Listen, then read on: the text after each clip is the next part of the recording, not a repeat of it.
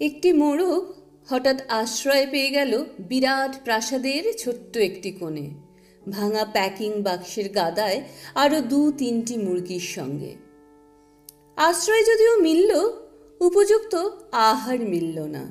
সুতীক্ষ্ণ চিৎকারে প্রতিবাদ জানিয়ে গলা ফাটালো সেই মোড়ক ভোর থেকে সন্ধে পর্যন্ত। তবুও সহানুভূতি জানালো না সেই বিরাট শক্ত ইমারত। তারপর শুরু হলো তার আস্তা করে আনাগোনা। আশ্চর্য, সেখানে প্রতিদিন মিলতে লাগলো ফেলে দেওয়া ভাত, রুটির চমৎকার প্রচুর খাবার। তারপর একসময় আস্তা করেও এলো অংশীদার, ময়লা ছেঁড়া ন্যাকড়া পড়া 2-3টে মানুষ। কাজেই দুর্বলতর মোড়কের খাবার গেল বন্ধ হয়ে। খাবার, খাবার, খানিকটা খাবার। অসহায় মোড়ক খাবারের সন্ধানে বারবার চেষ্টা করলো প্রাসাদে ঢুকতে।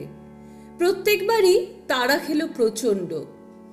ছোট্ট মোড়ক ঘাড় উঁচু করে স্বপ্ন দেখে প্রাসাদের ভেতর রাশি রাশি খাবার। তারপর সত্যি সে একদিন প্রাসাদে ঢুকতে পেল। একেবারে সোজা চলে গেল ধপধপে সাদা দামি কাপড়ে ঢাকা খাবার টেবিলে। অবশ্য খাবার খেতে নয়, খাবার হিসেবে।